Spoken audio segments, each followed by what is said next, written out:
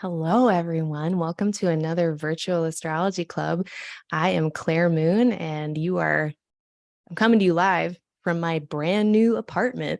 Let me get this screen, the real-time clock pulled up here. If you are new, welcome. We're doing astrology. We're doing the forecast for September. That's what Virtual Astrology Club is. We're basically just doing the forecast for every month, but we have this really cool live chat where we can actually nerd out together a little bit more. I like this to be a live thing. So if you can ask me questions, you can put it in the chat.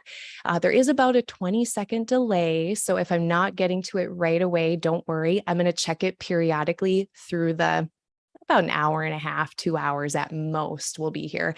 Feel free to come and go, of course. And if you have comments as well, feel free to share comments, anecdotes. I love all of that. Don't be shy.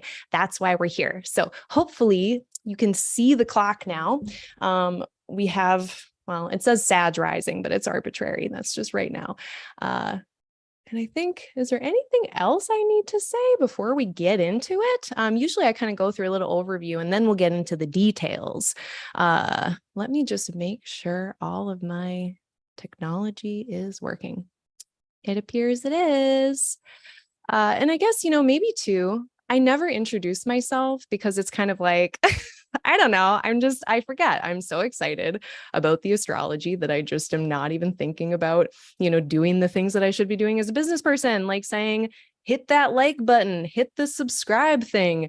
If you want to follow my newsletter, I have one of those. I send it out once a month, right before the sun moves into the next sign to give you the upcoming news for that solar season. So I just sent one out for the Virgo season. The next one's going to be coming out for Libra season. So if you want to sign up for my newsletter, I'll be putting all the information below, but you can find that at my website at www.aligninglightastrology.com. If you ever need to email me for any reason, if you have questions, you can put it in the comments, but also you can email me. And my email is aligninglighastro@gmail.com. So it's just ASTRO shortened. aligninglighastro@gmail.com. What else for announcements? I am a consulting astrologer. My books are open. I take clients all the time. Again, book on my website. I'll put the link below after this, but books are wide open. I'm really only scheduling out a couple weeks. So if you've got something urgent, I can get you in pretty quick. I think that's it. So, wow. August was a whole experience. Vaguest statement alive. For those of us who are privy to the modalities, whether a sign is fixed, cardinal, or mutable, that last month we had a lot of fixed energy. We had Mars in Taurus. We still have Saturn in Aquarius. We had, planets moving through Leo. We still have Venus in Leo. But what that ends up with when you have a lot of fixed signs and planets in fixed signs, you get kind of this stuck feeling sometimes. It's just slow. Things aren't moving and changing in the ways and the speeds that you would like. Now, fixed signs are really good for consistency, dependability. That's why you hear about like Taurus, Leo being really loyal and stable. But the trade-off is that change is really difficult. So for the last month, at least, we've had that much more fixed energy. It's made things just a little bit more crunchy, but now we've got mutable energy. And mutable energy is what it sounds like. It's literally mutable. It's literally changeable, adaptable, flexible. And so now that we've got Mars over here in Gemini, and we've already had, and we're going to continue to have planets in Virgo, that's much more mutable, changeable energy than we've had in a while. So this month things already feel, at the end of August here, it's August 29th. Yeah. At the end of August here, it's already feeling much more changeable. Things are moving around that had been stuck for a while. So hopefully that's what you're feeling as well, if you were stuck. And we're going to continue to have that for the whole month ahead. So September is super changey and action movie, just everything's getting rearranged. So it's just like when you are rearranging your living room at home, don't expect things to be clean. Things are going to be a little messy. September's messy. I'm going to mess-tember. That's what we're going to call it. I'm not one to like, give a big stamp of approval or something on a month, a whole month. But if I could say, there's several reasons I could write a thesis about why, and I'm about to, about why I think September is a bit messy. But we'll get to that. Before I do, let me just list off, I'm going to rattle off the dates. So ingresses. Ingress is a fancy word in astrology for when a planet is moving in from one sign to a new sign. It's going into a new sign, it's ingressing. And we're going to have on the 4th of September, Venus into Virgo. On the 22nd, the sun goes into Libra. On the 29th of September, Mercury goes into Libra as well. We're going to have some back and forth with Mercury going from, we had it in Virgo, Libra, back to Virgo, back to Libra. Stations, retrogrades we're having on the 9th, late on the 9th of September into the 10th of September, Mercury stations retrograde. We are already well into that shadow period. Mercury is going to be retrograde until September 2nd. It stations direct. And interestingly, as Mercury is stationing direct in the very beginning of October, it's also coming out of the beams of the sun into its visibility. And that was a really interesting thing this month as well. Besides the mutable energy, we've got a lot of planets going, well, not a lot of, we got a couple really important planets going in and out of visibility. And we're going to really dig into what that means. We got Mercury disappearing from the evening sky before all of that, though, on the 15th of September. Jupiter enters what is called curtailed passage. It's opposition with the sun on the 20th of September. That's the kind of fun technical tidbit for today is curtailed passage. So we're going to get there. We're going to talk about that concept and what the hell that means. That's a visibility thing too. And then finally, Mercury Cazimi in Libra on the 22nd. Basically the same time as the sun is going from Virgo to Libra. Mercury is going from Libra to Virgo, and they're crossing paths, and they're going to have that moment together, Mercury and the sun. So we're going to talk about that moment too. And then just the lunations we've got on the 10th of September, the Pisces full moon on the 25th of September, Libra new moon. So that is our little list. I am going to add that if I haven't already to the show notes. So that'll be there later. We don't have to feel like we need to memorize anything. So let's check on this chat. Oh, wow, there's people. Hi, Maxie. Welcome. Thanks for coming back. Nice to see some familiar faces. Hi, Kyra.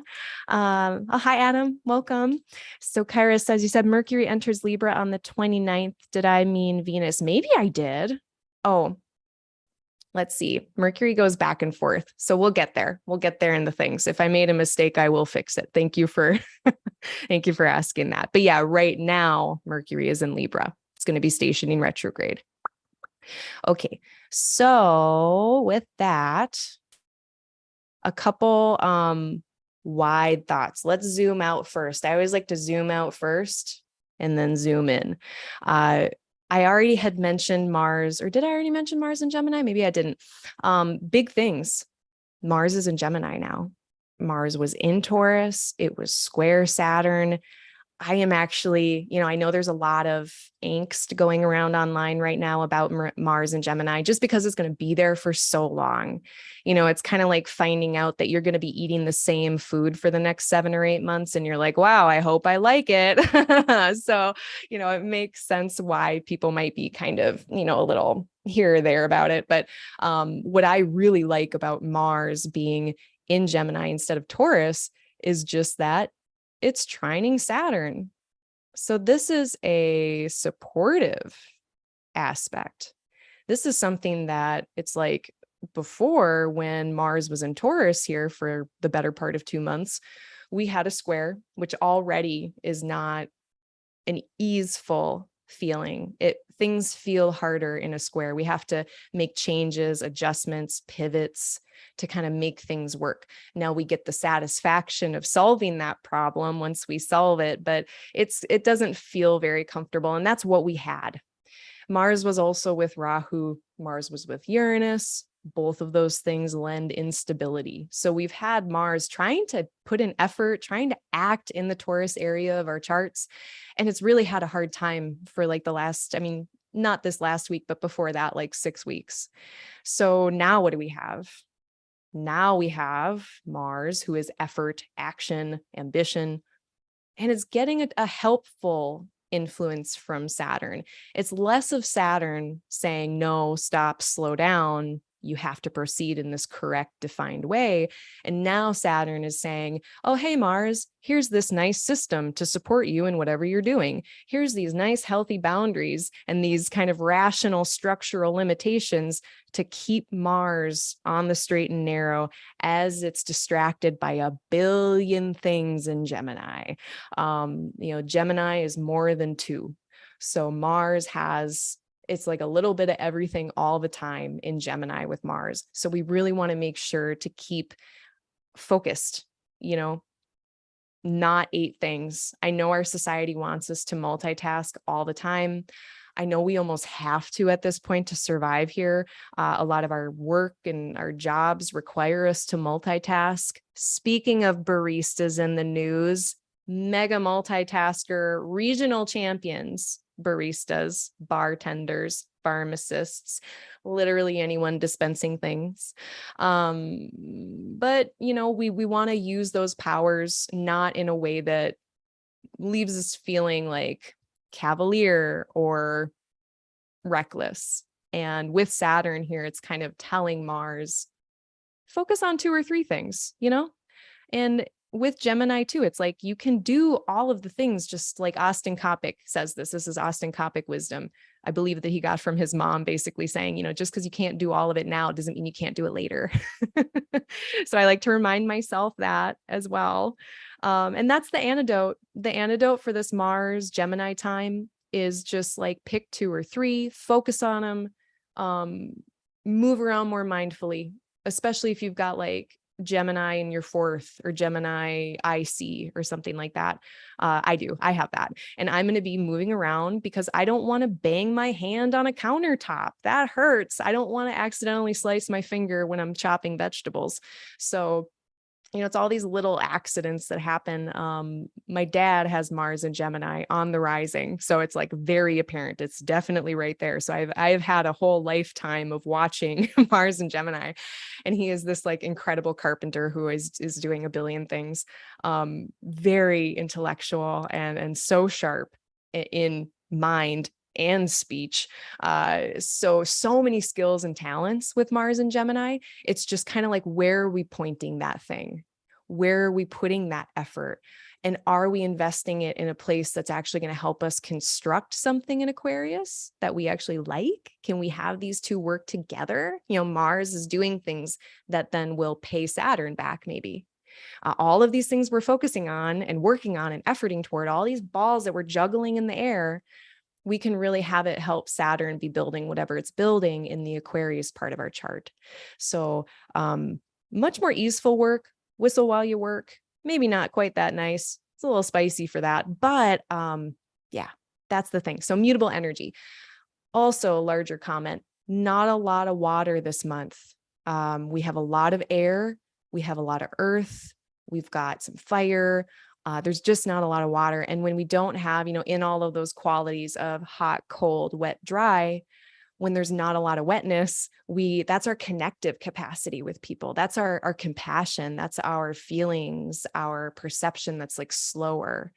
And so making sure to give our hearts time this month of September, give the heart time to catch up with the head, the mind, give the heart time to perceive the situation, to feel its emotions. Earth and air just want to do what's intellectual and practical and Mars wants to solve the problem right now. And much of our fire this month is still coming from Jupiter, who just is like, oh yeah, that's correct. Let's do it. There's just not a lot of time for feelings this month. So let's make sure to like put that back in, like add the softness back in. What's coming out inherently is not soft. And Mars and Gemini is not soft. There's a lot of things that are just not soft this month. So especially when we have our words faculty with Gemini being kind of sharp with Mars, we want to be a little careful. And then we'll get more water once, granted it'll be Scorpio water, but later in the season, we'll get our water back. But until then, we got to remember to put it back in. Okay, water thoughts. Mercury and Mars are going to be in a trine together for the first third of the month. This is like jet fuel for cognition. So still zoomed out, like the first half of the month and the first third, especially of the month of September, we're going to have Mercury and Mars working harmoniously. We are also going to have planets visible and, able to be seen in the night sky, which symbolically means that planet is able to be heard and seen better and more. It's louder. Now that depends on what you're using it for. If you want to be sneaky, then if you want to do something more quietly or internally, and you don't want people to be knowing about it, then when we can't see a planet in the evening sky, when their visibility is impeded in any way, then it's quieter. So the whole month, that first half seems louder. It seems easier to be seen and heard in the first half of September versus the last half, because things are more hidden, quieter. Truths are more hidden. All the communication is a little bit more hidden at the end of the month. And then two, as Mercury starts, that's this other big thing. Mercury is going retrograde. Mercury is having its whole story, and that's adding some confusion. And then also, as planets go into Virgo, they're all opposing Neptune. More confusion. There's layers of all of our ability to discern, to understand, to get information and exchange it. I feel like all of that, as September progresses, just gets more and more and more compromised. So get out your Claire Moon bingo card, drinking game. I'm going to talk about taxes for a second. I just put mine in the mail. I just put my quarterly taxes in the mail because I'm not going to wait until Mercury is retrograde. I'm not going to wait till stuff is opposite Neptune. And I'm not going to be waiting until stuff is all hidden. I don't want my letters getting lost in the mail. So that's if you could strategize the whole month ahead, things get weirder and more complicated as we go. So if you've got these real world material logistical thingies to get done for September, get it done in the first end. Yeah. Okay. We talked about the water. We talked about, we got a lot of retrograde planets. So that was the other thing. So I guess, last bit, what did I write here? Oh yeah, the other part of that too. So with some of these things, if you're in a situation in life, it depends on what your context is. It depends on what's going on in your world. But if you particularly in your individual life have questions that are unresolved, have bigger issues that you've been working on that are not resolved, I think September, I was just looking through the transits and being like, wow, we're going to get some information. We're always getting information, right? We're always getting new information, but really some interesting information and revelations coming in. And I say that because Mercury and Jupiter are involved so much this month. So much of the stuff is about Mercury and Jupiter, and Mercury places and Jupiter places. And those are our cognating faculties, our thinking, judging faculties in Mercury, the critical faculties in Mercury. And then in Jupiter, it's faith, philosophy, belief, understanding. We've got faith versus investigation. We've got belief versus doubt. Both Saturn and Mercury feel doubty to me, but I don't know. It just felt to me like a lot more information was going to come in, a lot more understanding, even if no more information comes in, maybe there's a better understanding of things as well. And so the final point, the headline on that being, maybe sleep on your decisions, maybe wait for September to see what September says. And that is probably going to help you. If you feel really unclear right now, I'm guessing we'll have much more clarity after the Mercury Cazimi, after Mercury and Jupiter's opposition and stuff like that. So, okay, let's zoom in. We're going to zoom in. Where are we? We're on the 29th. Let's go to the 1st. Let's check on that chat. Chat check.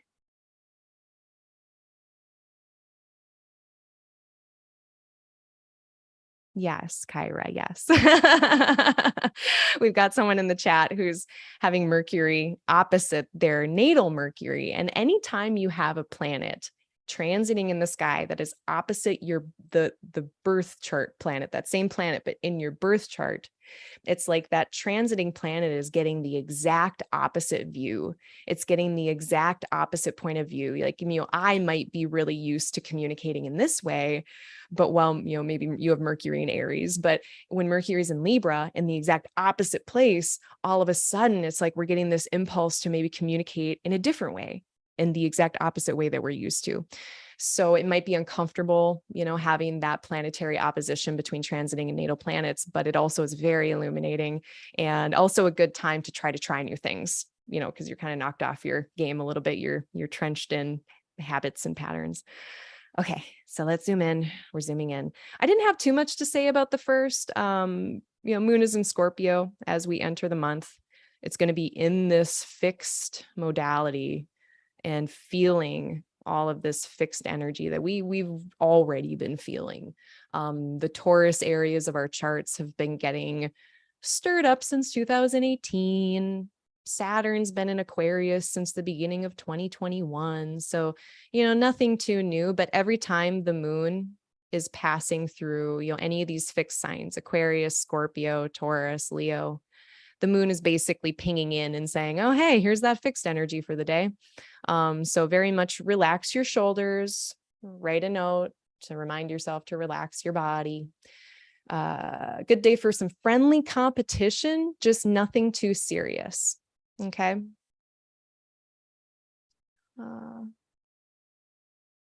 On the following day, that got a little bit more interesting to me. And this is where we get our Mercury-Jupiter opposition really starting off.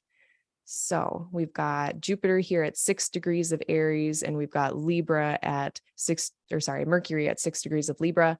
On the 1st and the 2nd is the first of 3 hits. So what do I mean when I say the first of 3 hits? So what Mercury is going to be doing is stationing retrograde on the 10th. We'll get there. They're going to be going back into the 9th. They're going to be coming back over this way. And so in the course of that, they're going to end up opposing Jupiter several times. So it becomes a story, just like Mercury retrograde itself is a story. All of the planets that it's hitting more than once really speaks to progressions along a narrative. So be paying attention on this day, be paying attention here. And then the next days, that was September 18th will be the next one.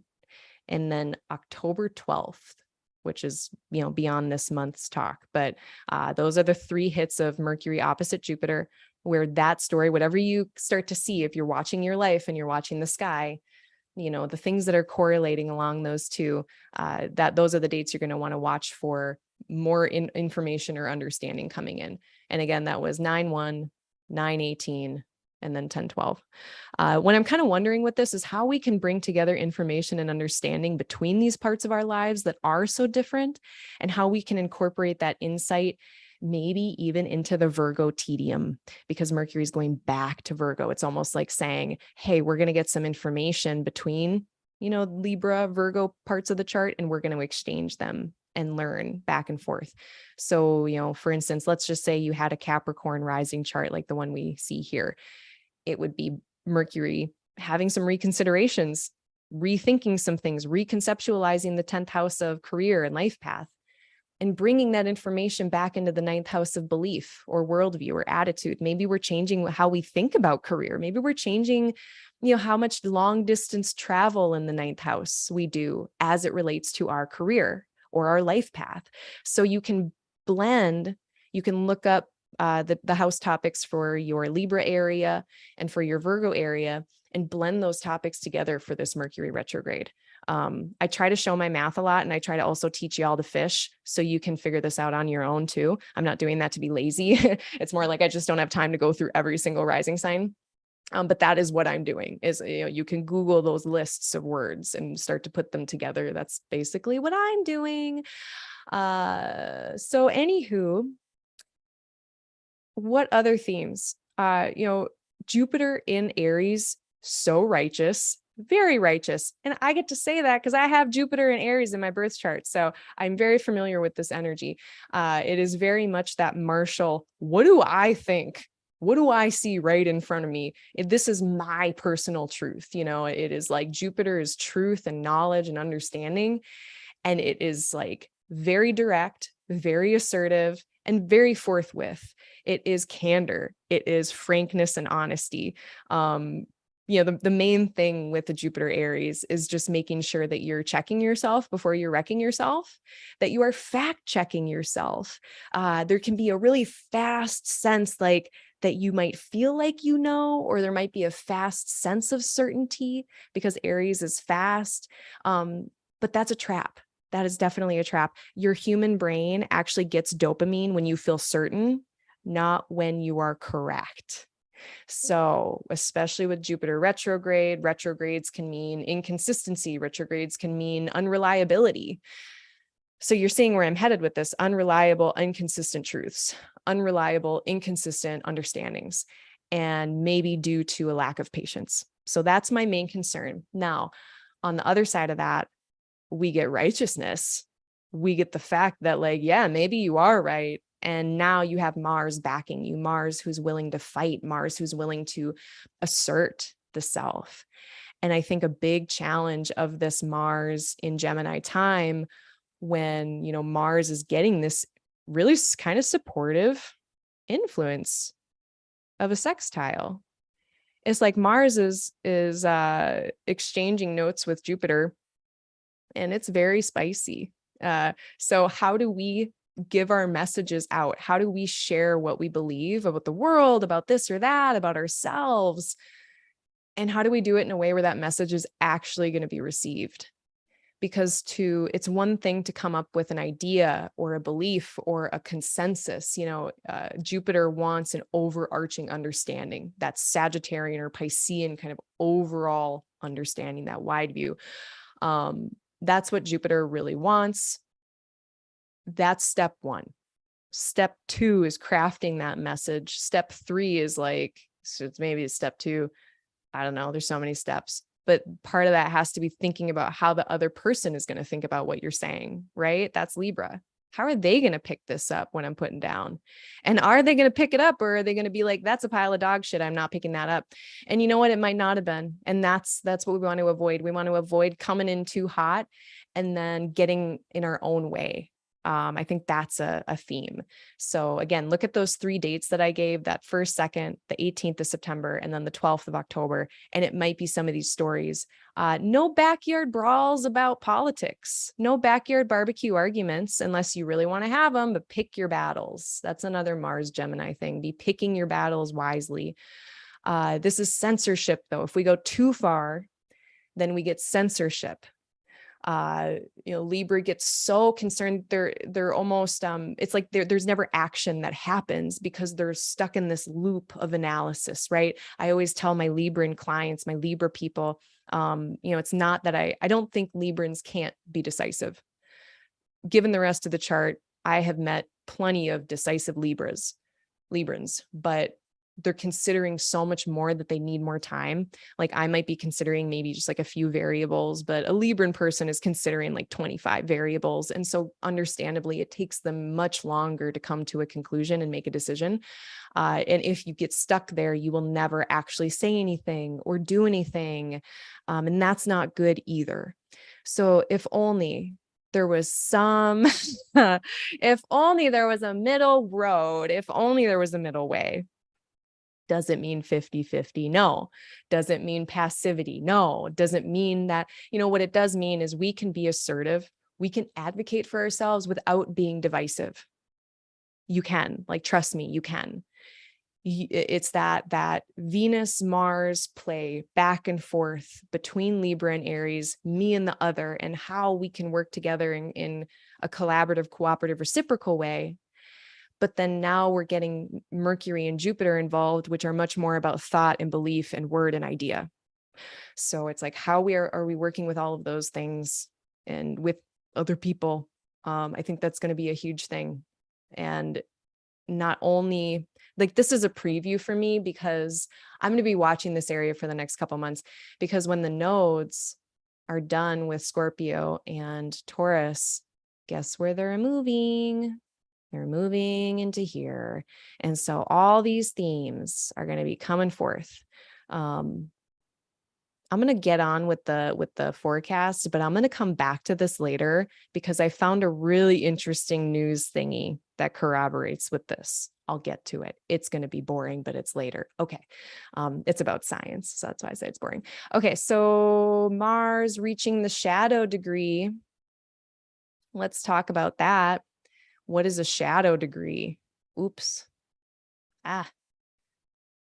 So a shadow degree is where this little Mars will eventually station direct and forward in March of 2023.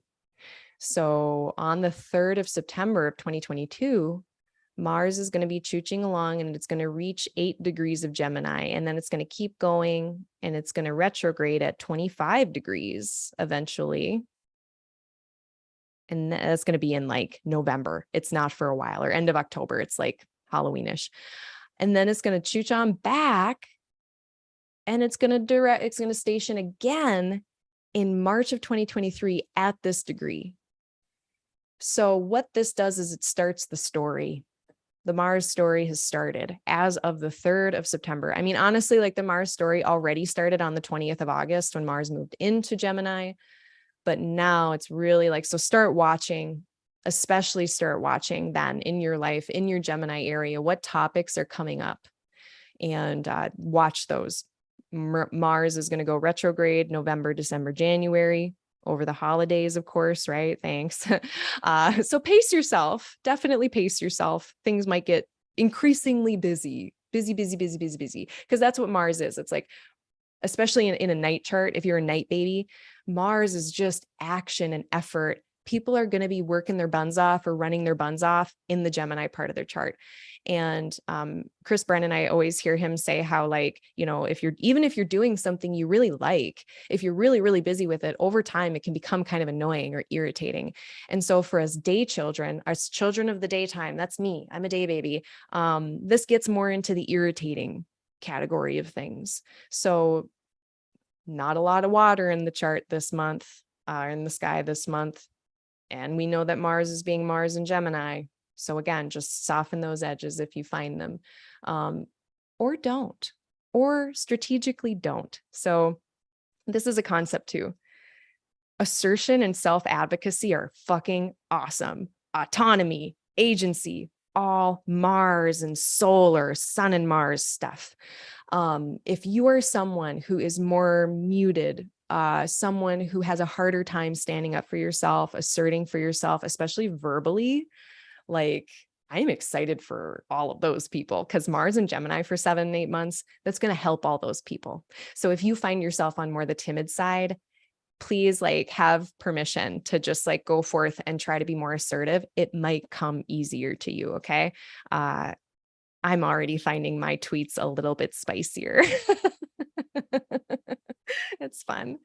And sometimes we need to be that way. Oh, and also kindness. Sometimes I think that we can use all of the planets in our efforts to be kind, including Mars, which sounds very weird. But sometimes the most kind and honest thing we can do in our lives is remove something or separate something or cut something away. And it's not a bad thing. So I really like to break apart and divorce ourselves from all of these dichotomies of like good, bad, Mars, Venus, benefic, malefic. Granted that those words are necessary and we need them. Love malefics, love benefics, but divorcing ourselves from this good, bad dichotomy that goes along with everything, for the reason that it's always more complicated than that. It is always so complicated, right? So that's why I'm going to keep trying to give this devil's advocate-y sense with Mars and Gemini. What was I talking about? Oh yeah, Mars shadow. So another interesting thing here too is like on this day, Neptune is like this kind of grand, it is a grand cross. It's not kind of a grand cross. It is one. by sign, I guess, between the luminaries and Mars and Neptune. And so in whatever inspired action we might want to be taking, Neptune is starting to paint a few little brush strokes on this Mars painting. And it speaks to some confusion. I mean, this is also very close to the station degree when Mars will eventually station here. And that's a square. That's a difficult aspect. That's like Mars wants to act, but we don't have all the right information or understanding because Neptune is confusion. Or maybe Neptune is bringing in a lot of inspiration or like intuition or spiritual motivation. So if we can use that and, act in accordance with that, but without getting ourselves into trouble. So, if you're thinking about trying to help somebody, just make sure that they want your help. If, I wouldn't meddle with anything that doesn't need your meddling, especially Gemini. We don't need more irons in the fire. We don't need more conversations. We don't need more voices. Like, I think most of our lives are going to be complicated enough. So just being sure at the beginning of September, this is where I'm going to start to exercise caution. Like, I know I said, get all of your more logistical, like I need to speak and be charming and be whatever out at the first half of the month. Yes. But at the same time, like if people are like, oh, here's this great idea, here's this cool thing we could do, it's going to be the best. Maybe just like wait until after November, December, wait until after Jupiter can sniff around and make sure that that offer and that opportunity is real and not this like half-baked thing. That's a concern that I have that I wanted to share, but also could be cool for inspired action. Might stay offline that day, might not go online. Don't get into any arguments online that day. Okay, then on the 4th, we have Venus into Virgo. Here we go. So now we've got more mutable energy. We've lost a fixed planet. Now we only have Saturn and Uranus in the fixed signs. So now even more flexibility and moving and action of change with our relationships, maybe in the Virgo part of our chart. Venus in Virgo is more particular about their preferences. It's a great time actually to really come back to yourself and be like, what is it about that I like? what is it about that I don't like? And, in Virgo, we have that very detailed perspective. It's like we see all the fine details. And with the ability to make those observations, we then have the opportunity to discern and be like, oh yeah, I do really like it for that specific reason. And we can just solidify our values even further by picking them apart a little bit. Venus is our values. It's not just our desires and our relationships and all that, but it's what we value. So anytime Venus is in a sign, in a house in your chart, it's an opportunity to look at that area of life and say, what do I value here? How do I want my relationships to look in this area of my chart? It's a good time for that. And she will be there about a month, at least for the rest of the month. Oh, yeah. And then a nice thing too. So, and this is kind of, okay, this is controversial. These folks, Mercury's in Venus's house, Venus is in Mercury's house. They're exchanging signs. This is something called a mutual reception. And this idea, it comes out of this metaphor of the householder, or that the planet rules a sign, much like a head of a household rules a home. And we're thinking about this in 2,000 years old, 3,000 years old brains, right? Like, what were people doing back then? And how were they conceptualizing this back then? And back then there was like a head of the household, and they were deciding, what resources were distributed to who and when, and for what reason. And when two planets are sharing signs, they're in a much more sympathetic situation where they're like, oh, hey, I'm going to help you out and I'm going to help you out. And we got each other on speed dial. And now we can call each other and be like, hey, where's the forks? Hey, where's the spoons? And we can help each other find the silverware drawer much more quickly than if we had to do it all on our own in this unfamiliar place. Now, why it's controversial is that these two places don't see each other. Both these planets are in signs that don't share anything in common. They're in aversion, and it's also called in inconjunct in modern astrology. And what that speaks to is like a lack of relationship. So I got this really funny metaphor in my head last night. I was thinking about this, and it felt to me, it's like these two people are very sympathetic to each other's struggles. They really want to help each other, but it's like they're not able to exchange the resources very easily or at all. So imagine that you and a friend are out on the town, you're at a club, and you go to the bathroom and you're out of toilet paper. It's like that episode of Seinfeld where Elaine is like, spare me a square. And this other person's like, no, I'm not going to spare you a square. Now imagine if your friend wanted to spare you a square. Imagine if they wanted to help you out, but it was one of those fancy bathrooms where like they have there's no hole underneath the stall or above. You can't, it's all very compartmentalized, siloed stalls at like fancy restaurants. You can't help your friend. And the only support you can provide is verbal. And you can say, I'm so sorry. I support you though. I'm going to be here when you get out of that stall. Like, that's what I feel like this is. So yes, it's a mutual reception. Can they actually exchange resources? Good luck. Yeah.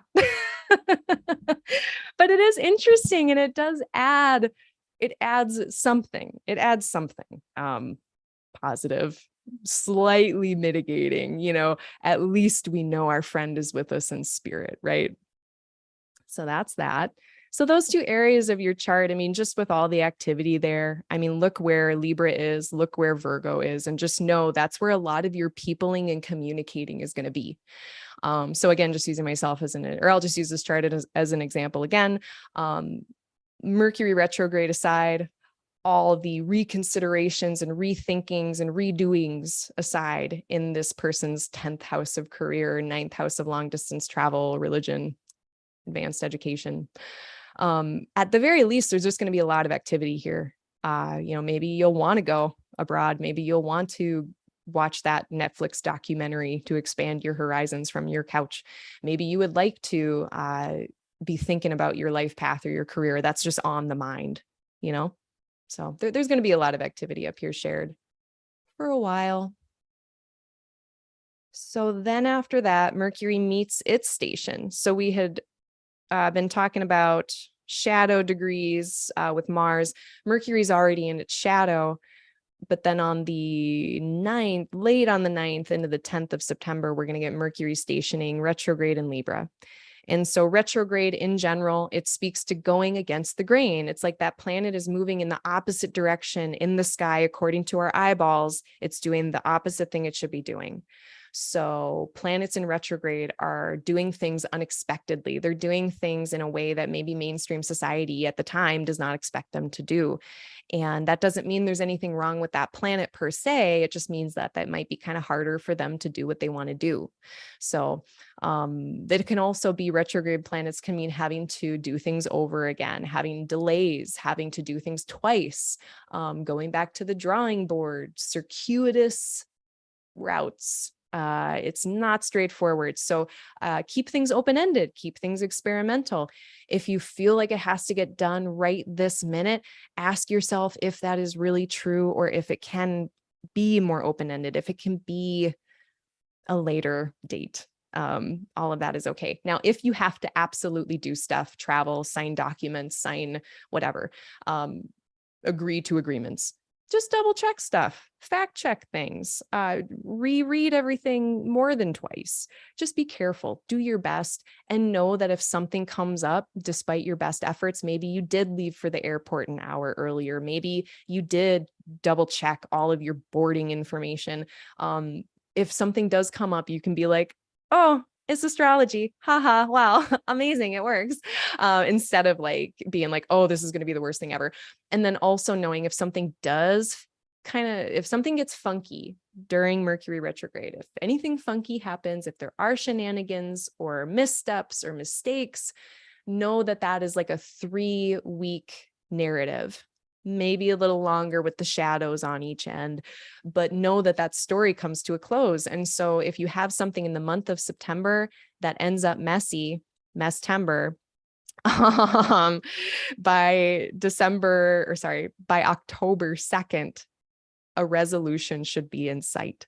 So if you can just hang in there for those things until October 2nd, when Mercury stations direct, which it will eventually station direct in Virgo, that'll be good. So employ Mercury retrograde protocols, schedule yourself humanely. Do not schedule things back to back. Give yourself extra time to travel.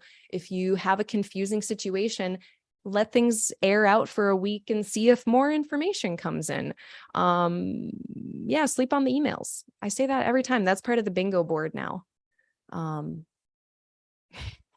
the emails. All right. Let's check on this chat.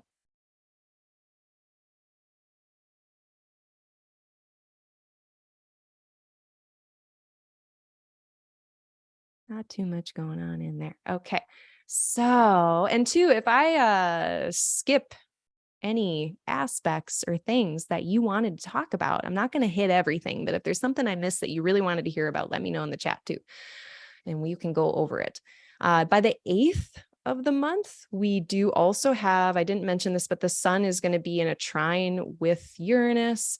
And so that adds a bit of a flare as well of the unexpected, when we already had some of that with Mercury stationing retrograde not too far after. So what I was talking about, the sun here is trine Uranus, and Uranus is disruptions, interruptions, but it's actually supportive. And so whatever is interrupted or disrupted, I think it could be helpful for the sun for some reason. I don't know why. So look in the Taurus part of your chart. Any changes that are happening in Taurus, if anything does get disrupted or interrupted in Taurus, go with the flow. Don't fight with Uranus. If things get interrupted when Uranus is involved, the best thing to do is just try something different. Just do something you wouldn't normally do. And a lot of times I feel like that appeases, if Uranus is like, if we're being causal, if you'll allow me to be a causal astrologer for a second. It feels like if you do the different thing, it will help. And this is very happy accidents. It's a trine. So it could be something like, maybe you're forced to try something new and it ends up being the bee's knees. And with Venus here, it could be relationship related. Maybe you and your friend wanted to go out and your favorite coffee house wasn't open. And so you had to find a new place to get coffee and it was better than the original one. It's not usually doesn't turn out that good, but it can. And I like to believe that it can. So that is, again, going to be around the same time that, Mercury is stationing. That's just a lot of things saying there could be interruptions. So just go with the flow, go with the flow, go with the flow. Don't fight it. Don't try to hold on to those plans. I think when Mercury comes and tries to change our plans, we instinctively just try to hold on to them even tighter. That is not the move. And a Pisces full moon. Oh, hold on. Mercury is out of its shadow on the 16th of October. So just to give you that end cap. So Mercury stations about the 10th of September. It stations direct the 2nd of October. It's out of its shadow by the 16th. So any Mercury retrograde stories, hopefully by the 16th, are completely in the rearview mirror. Okay. By the 16th of October. Pisces full moon. Let's talk about that. So we've got a pen. There it is. Okay. It's a little ahead. It happens at 18, but a full moon is a culmination, and it's a culmination of things, kind of a peak moment of things that we get every single month. So every new moon is kind of like a beginning and an ending for the month. And then as the moon comes around 2 weeks later, we get the peak of that. We get the culmination of that. So this one, actually, this lunation cycle started already. We just had a new moon in Virgo. So if you want to think back, literally I mean, if it's the 29th today, just a few days ago, we had a Virgo new moon. What things were you intenting upon in that Virgo area of your chart? What resets or restarts were you thinking about? In Virgo, it's so much of the daily tedium of our daily lives that we don't even notice is accumulating. Virgo is the small stuff. And as we do each day, our little small things, they accumulate and they build into a larger outcome, a larger picture. And that can be Pisces. So my main Vipassana teacher, Joseph Goldstein, Vipassana is a word for mindfulness practice and a type of mindfulness practice, I should say. But Joseph Goldstein is my teacher for that in book and spirit. He doesn't know he's my teacher, but he is. And he always talks about path and presence. And I talked about that in my last newsletter. I don't know if anyone picked up what I was putting down, but I was having Virgo Pisces thoughts about path and presence. And what that is because when you get into mindfulness and Buddhism, I feel like a lot of us go through this misunderstanding phase where you start to learn that maybe inaction or passivity or not doing as much is more the move instead of, struggling and trying and hustling and all this stuff. And you get confused and you're like, am I supposed to just not have any goals? Am I supposed to just sit here and be chill with everything all the time? And if something is irritating me, I shouldn't take any action against it. I should just learn to accept it and surrender and be okay. No, that's not at all the case. But what is really going on here is you can still have aspirations and goals and ambition and drive. It's not that we don't care about stuff and just surrender into Pisces nothingness. But what it does say is when we sit down, we know our values, we know our aspirations, we decide to pursue them, and we have to make a plan. This is where Virgo comes in. We plan our work and we work our plan in Virgo and Capricorn and Taurus. These are our earth places. We plan our work and we work our plan, and we just do that over and over and over again. And it is so tedious and it is so boring in Virgo. We can see that it's the mundane, but what does it lead to? Our dreams, our wildest dreams. And I think the beautiful ending to that whole thing is at least I came to a place with the help of my teachers where all of a sudden you can have the biggest, most stupid, wildest dreams in the whole world because the path there is the same. You got to take all the same little steps. I got to do the same little shit every day, whether I aspire to be an amateur weightlifter or whether I aspire to be, Mr. Universe or whatever. It's the same. It's just how far you get, in your lifetime. So why not, what do they say? You shoot for the star, you reach for the moon, shoot for the stars or some shit like that. It's like, it doesn't even matter if you're hoping for the moon or the stars, just like that's in the same line. So just go there. And then like path and presence. So how do we find peace? Because if I have these wild dreams and I have all these expectations of like where it's going to go and how it's going to end up, and I hope for this and hope for that, of course, we're going to set ourselves up for disappointment, right?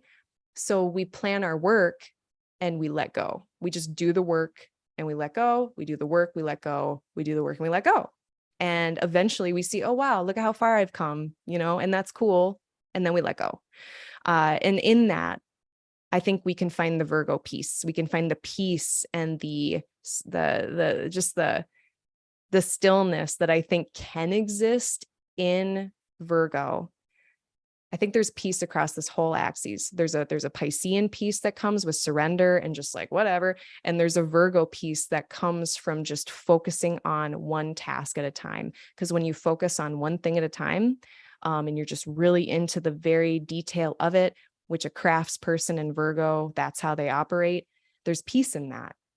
There's presence in that. And then you don't have to worry about the future or the bigger picture or even your big, stupid, awesome, amazing dreams. You can just keep kind of peacefully chugging along. That's the goal. So I think when we have this full moon, it's a great time to be like, what little things have I been doing this whole time that have really helped me get my Pisces area to where I want it, or even just your whole life. Like, what little things do I need to do every day, or that I'm already doing that I should keep doing, that are bringing me toward this larger, meaningful purpose?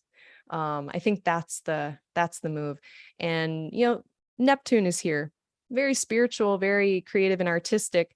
It's not very good for like the practical details, but that is what Virgo is about. And we have 2 planets in Virgo. So it's really, we've got both parts of this axis here to consider and work with. So it's cool. That's my full moon Pisces horoscope. Let's see, what else did I say about that? Yeah, and the Jupiter and Mercury, the rulers of that lunation, they cannot see it. They can't lay their eyes upon it. So it's like, while Jupiter and Mercury are kind of going back and forth in Aries and Libra, there's this whole separate situation happening that's seemingly disjointed. It doesn't feel connected to me in any kind of meaningful way.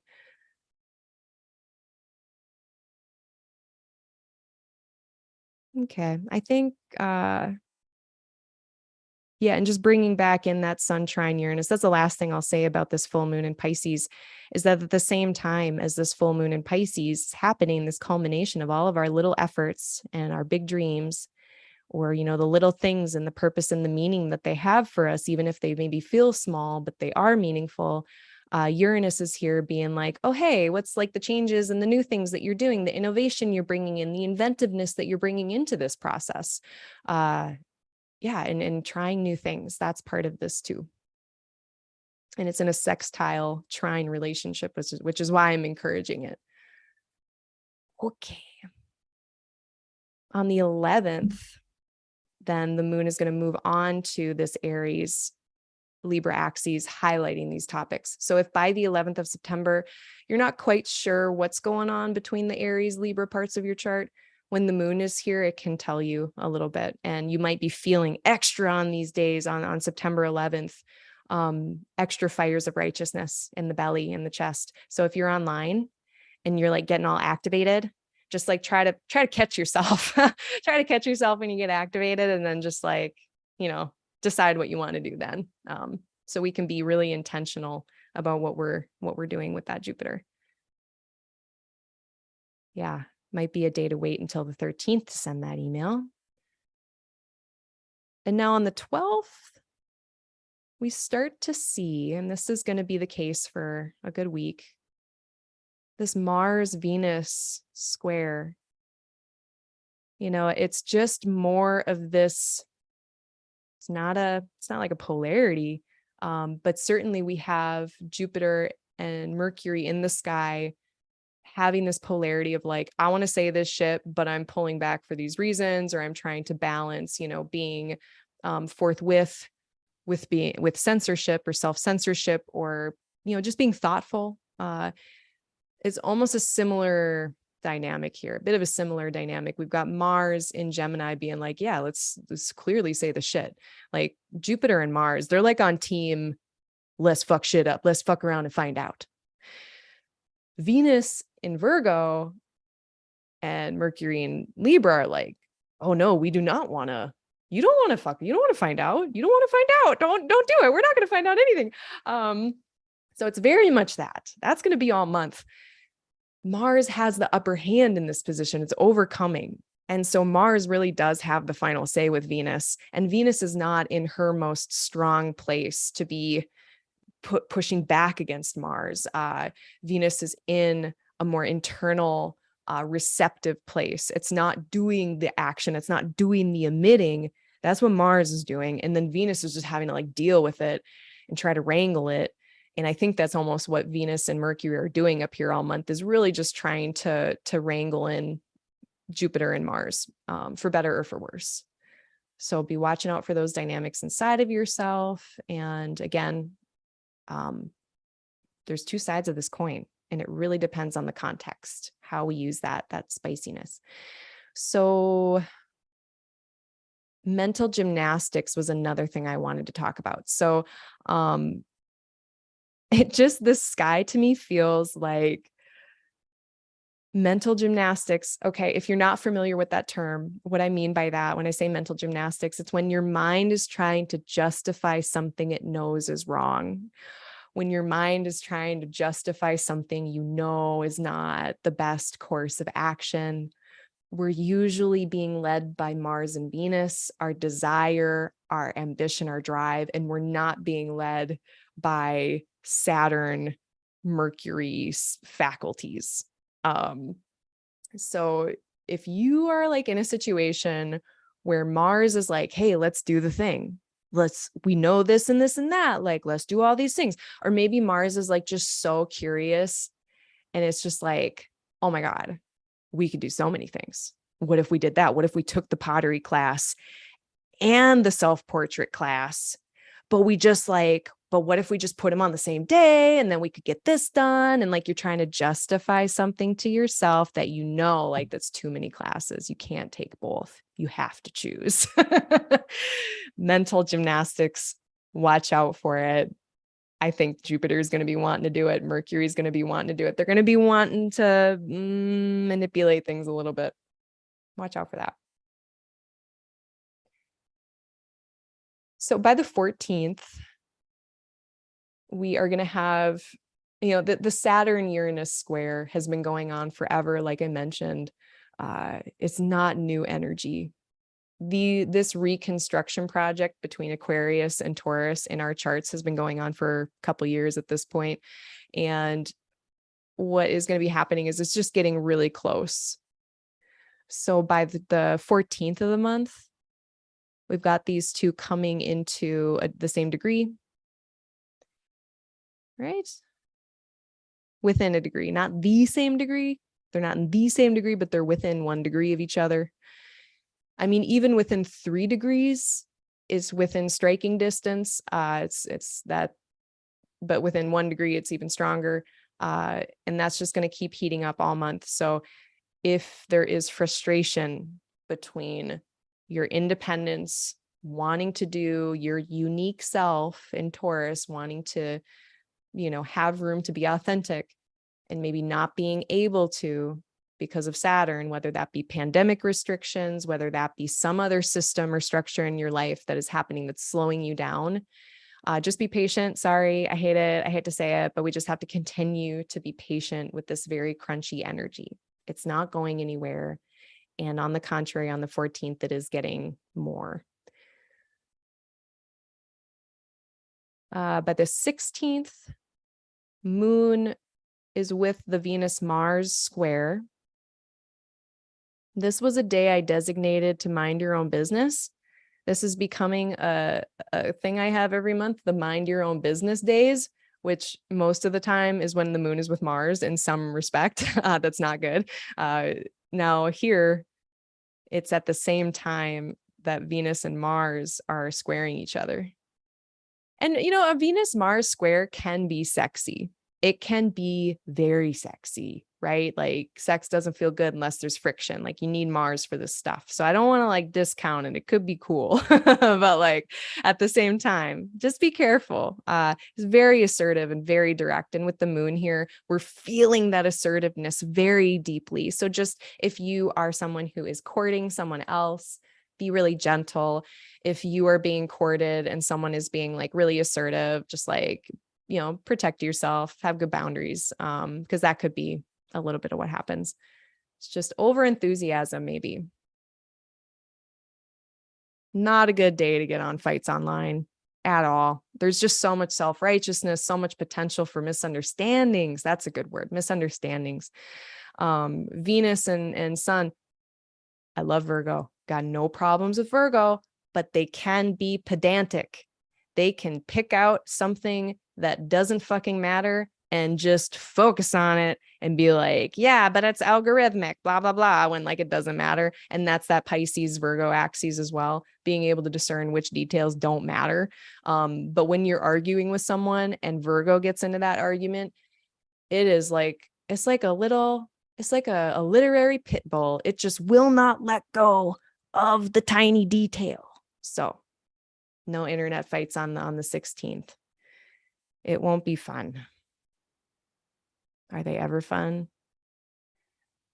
Sun is opposite Neptune about this time as well. That's not helping us win the internet fights. Sun opposite Neptune, it's like the sun is trying to be autonomous and it's trying to be very, it's the sun. It is about my subjective experience. I am moving through the world as the sun, and this is my experience.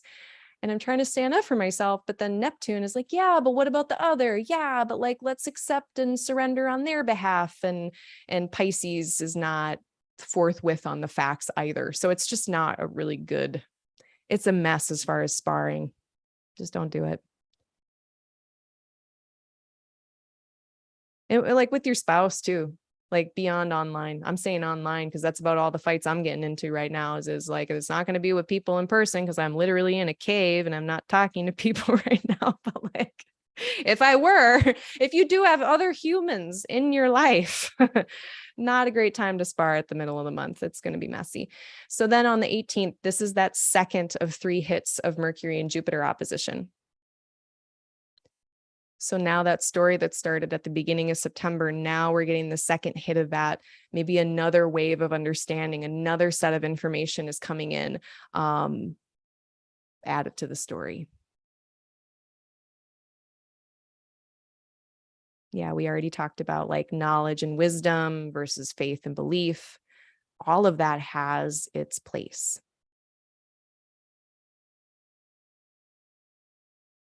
Sun trines Pluto after that. What's interesting is even though the sky is a bit messy, whenever the sun is trine Pluto, is a nice boost. It's like a little cosmic bump, if you will. Like definitely amps one up a little bit. So if you are feeling that extra burst of vitality, use it. Get stuff done if you need to, rearrange the furniture if you need to.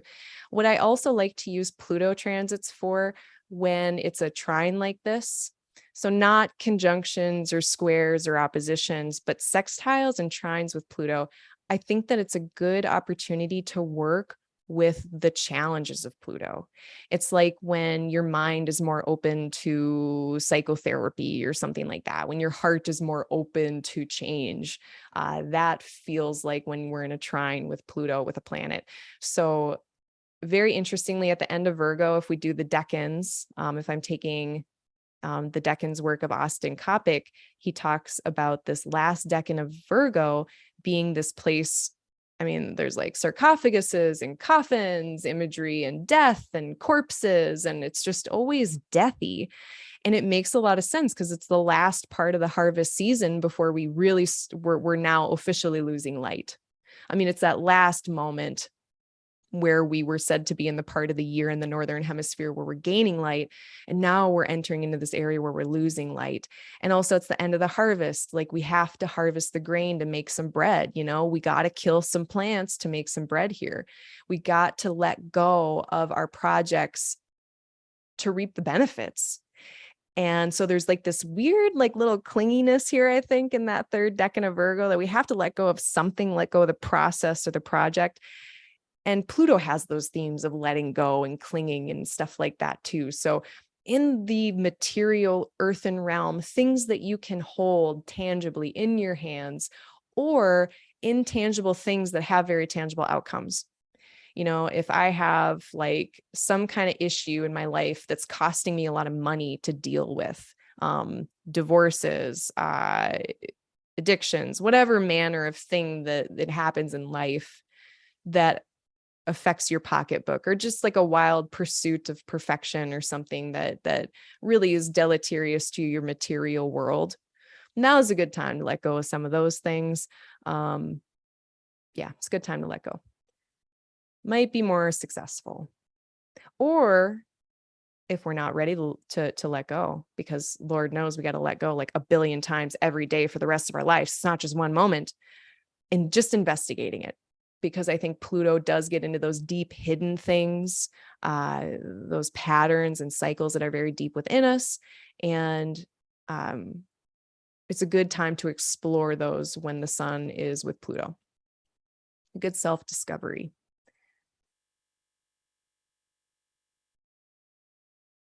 Okay, so let's talk about on the 19th. Okay, I'm going to talk about curtailed passage, but one other little thing.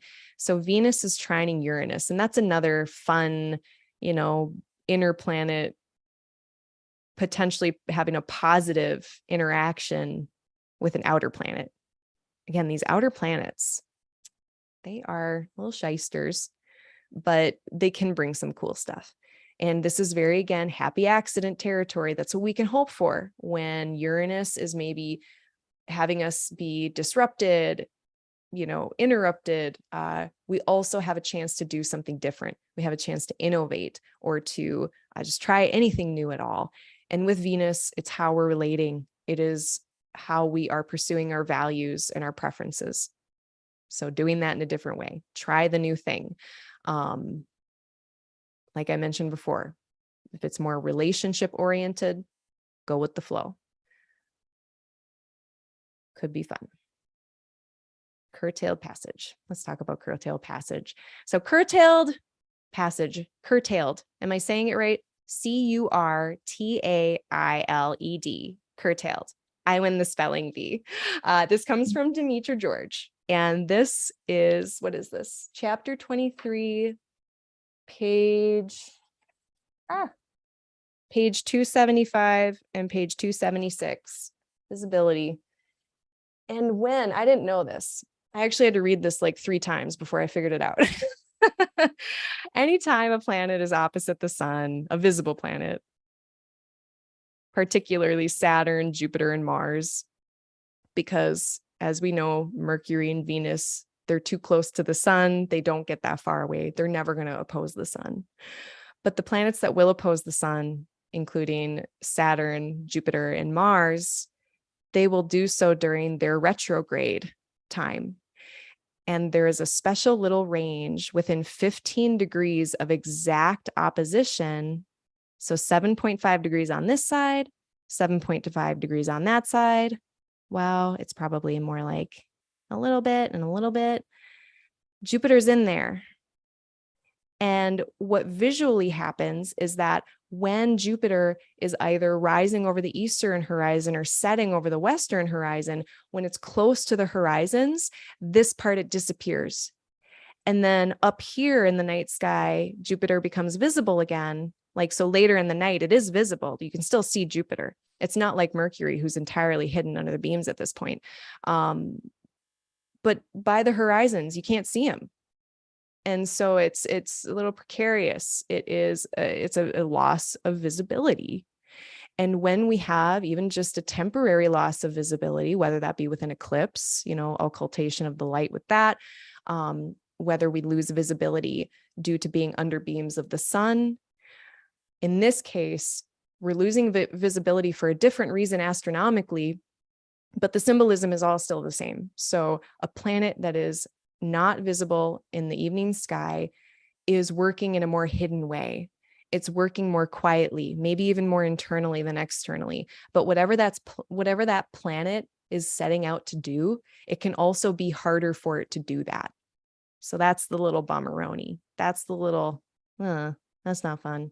And also, Jupiter's moving kind of slow at this point in this curtailed passage, that 15-degree chunk exactly opposite the sun. It speeds up a little bit, according to Demetra's book, Ancient Astrology, Volume 1. But it's still kind of slow. Like, it's the fastest of the slow times, she says. But again, the main thing just being with loss of visibility, Jupiter, now our truth, our understanding, our knowledge, our belief. It's more hidden. The truth is more hidden. The knowledge and the understanding, they're not as easy to find. It's going to be harder to understand, I think. We're going to have to work harder to figure out what's going on. And so this is, again, part of the reason why I was like, things just get weirder as the month goes on. Things just get a little messier as the month goes on. We've got Mercury under the beams, hidden. We've got Jupiter partially losing its visibility part of every day, temporarily. And that is going to be the case until, we'll look at that, 10-2, the same time. That's so interesting. This is so much fun. At the very same time that Mercury is stationing direct later in October, or the beginning of October, Mercury's coming out of the beams Jupiter's coming out of its curtailed passage time. And so on the 2nd of October, we're going to get 2 of our planets coming into visibility, one of them stationing direct. So that's why I'm like, if I got decisions, I'm just tabling decisions until October for myself. I'm going to be honest. I'm tabling so many ideas and thoughts. I'm more experimenting. I'm sitting with it. I'm steeping with it. I'm marinating. It's a marinating month. We will grill in October. Okay. Oh, what else? I think that was pretty much the gist of that. Does anyone have any questions about that? That was I've never talked about that concept before. And I love visibility stuff. It seems like every time Mercury is under the beams, I got someone who just waits and waits and waits for information, and it doesn't come until Mercury becomes visible again. It's just how it seems to go. Okay, so we got someone in the chat here. Hi, Claire. I am moving in either late September or early October, so I appreciate your warning about the month earlier. I'm Cancer Sun, Capricorn rising, so life's a roller coaster. Yeah. So you've got quite the dichotomy with, rising in Capricorn, you're the Lord of darkness, but then a sun in Cancer is very like summery and buoyant, like, very buoyant and growthy. So yeah, it's always interesting to talk to people who have a lot of planets in like the winter signs versus the summertime signs in the Northern Hemisphere. It's just like, who am I? I'm sunny and I'm the Lord of darkness. I am both. But yeah, so for you, if you're someone who at the end of this month is moving, so much of that moving process, you're going to be doing all of the things during this. So when you're like renting the U-Haul, double check that information, make sure you're showing up at the right U-Haul place, all of those little things, but you can do it. And like I said, if things happen, if you forget something, if you have to redo something, hopefully that we won't incur any financial costs from these Mercury retrograde snafus. Virgo risings, watch out for your bank account a little bit. But for the rest of us, hopefully Mercury retrograde stuff won't cost us any more money. But yeah, like that's kind of the worst thing that can happen sometimes is like, I have to rebook this plane ticket and now I'm out $300. Like that would not be fun. But yeah, if those little things happen, you're like, oh, well, crazy. Wow.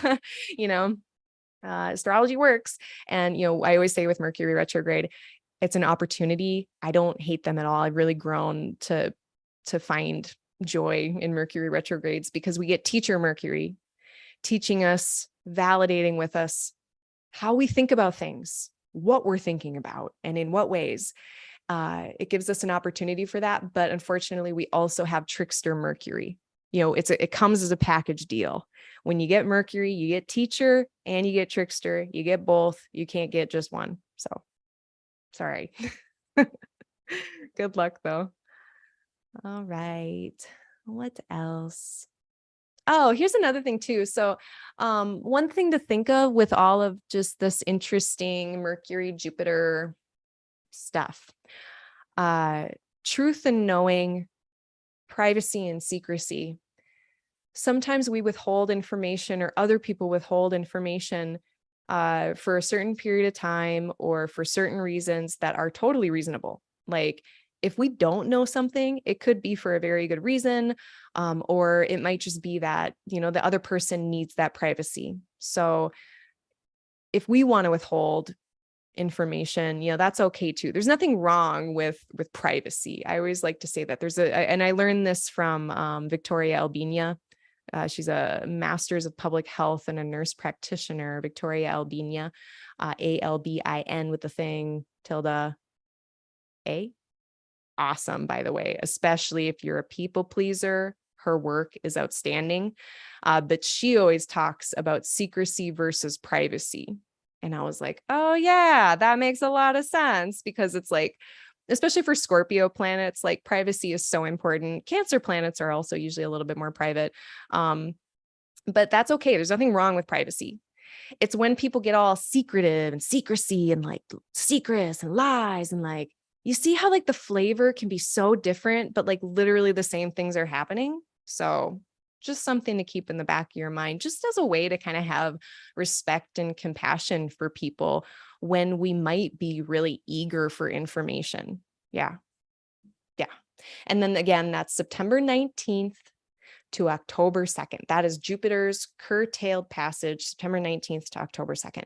And again, that's just that change in visibility, change in how Jupiter is able to express itself in that out loud way. That's a little compromised for a couple weeks there. Okay, how about Sun into Libra? How about the 22nd? So we got Sun and this Mercury Cazimi with the Sun all happening here. And, Libra, we get, it's like if in Virgo, we figure out that there's a better and worse way to do things. In Virgo, we get more of that algorithmic thinking. We get more of like the binary thinking of like, well, is it this or is it that? Is that okay? Then we do this. And if this happens, then we do that. It's very Virgo. In Libra, now we are adding ethics and morals and people, and it gets more complicated. And all of a sudden we're thinking a lot. And that's why Libra is Libra, right? So these are the two things we're working with. We're working with efficacy, efficiency, function, like functionality in Virgo. And then we're dealing with aesthetics, people, morals, fairness, ethics in Libra. It's all of that. So what are we doing? How are we doing it? Is it working? And is it not doing any harm? What are we doing? And is it doing any harm? What are our words or our thoughts? And is it doing any harm to ourselves, to others? Those are great questions to be asking. The moon is coming in as well, setting us up for what's going to be that new moon in Libra. And this is really the piece de la resistance of the month for me in terms of information gathering, insight having, download getting. Wow, if we don't know what the hell is going on, I assume that after all this business, we are going to understand what's going on. So I'm going to be waiting at the edge of my seat for this one, and let's pick it apart. So in Libra, especially when we get right into Libra in that first decan, we have this sense that like all of a sudden there's a right and a wrong, and that affects other people. And it can be really overwhelming when we are stuck in those dilemmas and we don't know what to do. So in Libra, I always like to remind myself that it's not my responsibility to resolve everything. It is impossible for me to resolve everything and to please everyone. It is arrogant. Sorry, I say it to myself. I'm not saying it to you. I'm saying it to myself. It is arrogant to think that you can resolve everything and understand everything. And to, in Libra, my mom has a Libra moon. I think she thinks that she can just meddle and fix everything, God bless her, like so helpful. But it's like, it's okay. You don't always have to win. You don't always have to, win as in make everybody happy. And the more you try, the more you will descend into insanity. So Libra, a good reminder, you can make mistakes. You can change your mind. You can decide that you don't want to do it some way and then do it a totally different way. And Libra is allowed to do that. I think we get such a fear of making mistakes in Libra, which is the opposite of Aries. Aries is like, yeah, let's jump in. I'll figure it out when I get there. Let's just do it. And if I screw it up, we'll figure it out then. It's very cavalier, and we can see how that can be risky or arrogant in its own right. But there's almost like this more subtle bit of arrogance in Libra that's like, yes, I will figure it all out in my mind. And it's like, yeah, good luck. Again, referring to that Decan's work of 36 Faces, like this imagery of the gyroscope at the end of Libra. And like pretty soon it's like squishing one part of the balloon and it pops out somewhere else. It's like, I always use the example of grass-fed beef. And it's like, oh, wow, I'm doing a good thing for the cows because now they get to eat grass. And apparently it's good for the environment. But then you find out that now the cows are farting more, and that fart is methane, and it's increasing like the temperature of the universe. So like you can't win. Like you literally can't win. That's Libra. But God damn it, if we're all going to try. So that's a new moon topic. What resets, what new ending, or what beginnings and endings are happening in this area of our chart? How can we re-intent on how to run this Libra part of our chart? And whatever information Mercury had that day before is going to be really important. So, or 2 days before, 3 days before? Yeah, the 22nd, when that Cazimi happens, when Mercury goes into the heart of the sun, which I'll talk about in just a second here. We're getting a really pure expression of Mercury. And so on the 22nd, 23rd of September, whatever understandings we're getting in, whatever information we're getting in, apply it to that new moon a few days later. Be like, man, what have I been learning for the last week? What has all my peopling wrought for me in this last week? And how do I want to change? I love doing that during new moons. Just like, how do I want to change this area? So what is a Cazimi? What is this thing? I feel like this is the next popular astro thing. We got Mercury retrogrades. Everyone knows about those. We got Saturn returns. Everybody knows about those. Now we got Cazimis. Everyone's knowing about Cazimis now. And I personally treat them only with the visible planets. It is a visible phenomena to me that planet disappears and reappears from the night sky. So when like the outers like Neptune, Uranus, Pluto are joining the sun in the very middle of it by degree, I don't really care. I mean, I care like in the sense that it's a bodily conjunction, but there's none of that visual stuff happening. And there's no like evening star Neptune or morning star Neptune. So I also do not do the Cazimi thing. So Cazimi literally it's translated into the heart of the sun, Ekikardos, and then there's and now I forget what language it was in. It was in the Persian tradition of astrology, Kazmini, something like that. I'll link it. I'll put a link to all of those definitions. But in the Hellenistic tradition, it was whenever one of the visible planets was within 1 degree of the sun. So just within 1 degree within that. In the medieval tradition, then we got to get even more specific and we look to the arc minutes. And it has to be within 16, 17 arc minutes. I've seen 16, I've seen 17 arc minutes. Very, very close. And at that point, usually when a visible planet is really close to the sun, it's not a good thing. When it's close within 15 degrees, it's under the beams and that planet has a harder time doing its thing. But there's a little loophole in that when the planet is in the heart of the sun, it's like, imagine being outside of the king's chamber and like the sun is just beating down on you and you're just very warm and very dehydrated. And you're like, Jesus, how long is this going to take? And like, you're not feeling very well. And then all of a sudden you get pulled into the king's room and it's like air conditioned and you're given refreshments and you're like, okay, let's sit down and have a little chit chat. And then you have the king's ear and you can say, hey, I'm Mercury. I'm in Libra. This is what I care about. And this is why I value it. And this is what I think about it.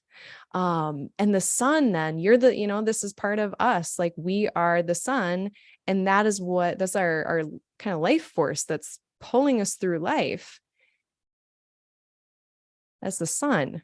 And so Mercury is having this very pure moment of like, this is what I think about this Libra area. And this is what we should do about it. This is how we should act with sovereignty in this area. So whatever ideas or insights you're getting on the 23rd, I guess, when exactly is it? I'll put the details in the show notes of the exact timings of that one. But I like to meditate. I like to journal. I just like to slow down so that I can actually think. Because if I'm just like going balls to the walls all day, that whole day, I'm not going to be thinking about anything. I'm just going to be doing all my chores. And then I'm not going to have any of these cool insights, that I'm always talking about. So that's happening. Sun is into Libra. We already have mentioned some themes of Libra. It's ruled by Venus. So we're caring about people. We're caring about the other. And it's intellectual. It's an air sign. So we are literally thinking about the other and how everything is affecting the other, how we fit into the other, how we fit into the collective. It is a sense of belonging in Libra. So, I think part of this whole axis discussion as well between Jupiter and Mercury is like, this is what I believe. This is what I know to be true. This is what I know. This is what I understand. How do I embody that and still belong? How do I embody that and still function with others? Isn't that like literally the fucking problem right now in the whole world? So many of us don't know how to handle our hyper individualist urges while also living in a society. And we have this idea that we can just live in a society for no cost. So I will just leave it at that before I step onto some soapbox. Let's see. Mercury regresses into Virgo on the 23rd. So that's another important moment. After that, Cazimi, then we get Mercury back into Virgo, back into its home. So Mercury does the level up, the power up. And here's another cool little technical tidbit. So you know how I was saying that like a planet under the beams within 15 degrees of the sun, like Mercury under the sun right here, allegedly not able to do its job very well. It has to try harder to be seen and heard. It is easier to do things not seen and heard, though. If you want to be under the radar, that's cool. Some people like to be like that. Some people is like, yeah, I'm with the rest of my chart, with my whole life. It is fine for me to be a little bit more internal or a little bit quieter. It's not necessarily a good or bad thing being loud or quiet. But here's the technical tidbit. There's another loophole. So in these hot beams of the sun, we have the Cazimi loophole. We also have planet being in its own home loophole. So as soon as Mercury gets into its own sign, it's like it gets a little get out of jail free card from the sun saying, oh, you're not affecting me now. Now I'm in my chariot. So I have this visor, I have this umbrella that is over my head protecting me. It's like when you see a tractor and the tractor has that nice cab over it protecting the farmer. That's very nice. So that's when Mercury moves back into Virgo, we get great Mercury. They're doing awesome. They're moving pretty fast. I know they're retrograde, but their speed is okay. And then, too, just I think we can all then infer that when Venus gets into Libra, they also will no longer be harmed by the beams of the sun. So just so everybody knows that at this point, then Mercury's going to be louder. So we're going to start to get a little bit more of this information I had mentioned. It's like we're going to be obfuscated as the month moves on. We definitely have some things that make understanding and knowing difficult, but now this is going to relieve some of that. So things might be a little bit easier to figure out after that. And we got more of our discernment detail faculties back online. Then we get a Libra New Moon. And that's going to be on the 25th. So I'd already mentioned that we're resetting, re-intenting on how we want this Libra area to work in our lives. What do we want to make out of this next month, if anything?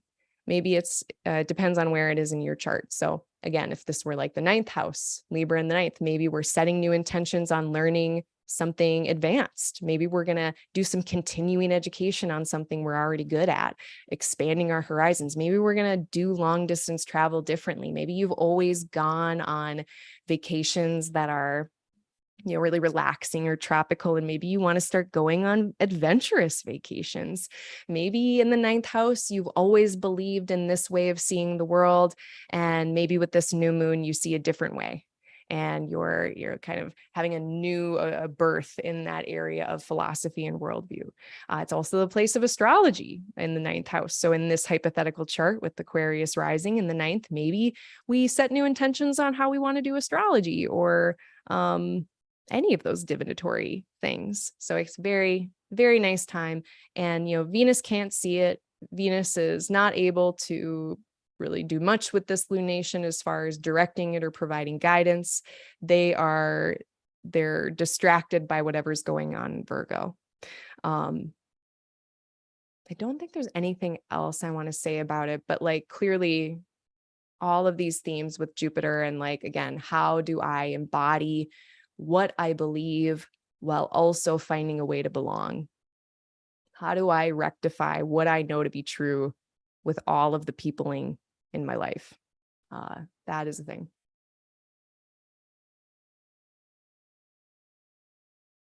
So I guess the last, a couple more things. So 2 more things.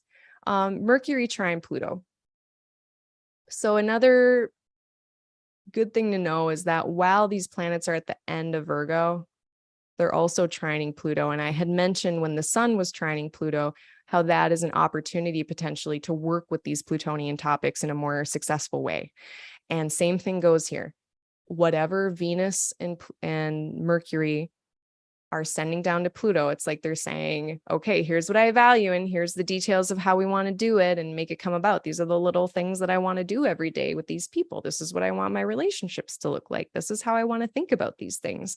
And they're sending all of that information down to Pluto in hopes to maybe change Pluto, in hopes to let go of something over here, in hopes of letting go of concern about scarcity. You know, maybe there was a fear, maybe there's not going to be enough, or this person will reject me, or I won't be good enough. So Saturn, but we know better. And maybe Venus and Mercury can help convince Pluto to just chill out and to just let it go and to let the outcomes happen how they're going to happen. That could be a good use of this time. Now, Mercury is going to be trine Pluto. It did one on the 22nd of August. So we just had our first Mercury trine Pluto. Another little triad of dates, 8/22, Mercury trine Pluto, 9/26. So this is the second one that we're looking at here. This is the second Mercury trine Pluto of 3. So look back to the 22nd of August, like last week, what was going on. Then look forward to the 26th of September. And then the final date is the 6th of October. So that might be part of that story of what are we uncovering, unearthing, creating, or destroying? What is being transmuted in Capricorn? And how can Virgo help? How can Mercury and Venus help Capricorn to transmute everything that it's transmuting in there? Pluto's been in Capricorn since 2008, 2009, I think it was 2008. So the people who are now at the very tail end of that Pluto transit, they have already been transformed. The Capricorn people, they've already had it. Now it's really wrapping up the loose ends of that, I think, for a lot of people. Unless, of course, you have planets or points at the very end of Capricorn, in which case you're getting the brunt of it now. Virgo can help you right now with that. Okay, and then Mars trines Saturn exactly on the 28th. Let's talk about that. Because this felt like, for as much as we don't generally love to feel Mars and Saturn together, because it's that yes, let's go, and the stop and slow together, gas and brake. We don't usually love that. But here again, they're working very harmoniously. How are the structures and the systems that we have been reconstructing in Aquarius, how are those allowing Mars to do its thing in Gemini? What structures can we do to let Mars focus on 2 or 3 things and have progress with them and be successful? A bit of a going back to the drawing board here. Now, to look at that, there's another triad of dates. This is the first of 3. So this is the first time Mars is going to be exactly trining Saturn, a potential opportunity for engaging with how we're doing our work in these areas. When I say work, I don't mean capitalistic work. I don't mean capitalism. When I say work, I mean a billion things, like literally your life's work, your personal work, your internal work, your shadow work, all kinds of work, whatever work you're doing. For me, Aquarius rising, Gemini in the 5th, it's first house, 5th house stuff for me. If you are what would that be? If you're a Capricorn rising, it would be your 2nd house of money and your 6th house of toil. So that would be very work related, very like directly. But for me, it's not work. But what am I working on in my romantic life? What am I working on in my creative life? I don't have kids, but I do have nieces and nephews and nibblings. Am I putting in enough effort with my relationships with the children in my life? And the reconstructions happening in Aquarius, it's like, how can those things help each other? What am I changing, and how can it help me do the stuff that I actually want to do? So again, 9/28, the second hit of that is 11/27, November 27th. So then that might be kind of going back to the drawing board, because at that point, Mars will be retrograde. And I think Saturn will be direct. So they'll be opposite, very much like right now, Saturn is kind of slowing things down when Mars wants to get going. But then later, like, I think Saturn's going to be like, okay, buddy, let's go. But then Mars is going to be like, something's happening. So they're going to kind of trade spots a little bit.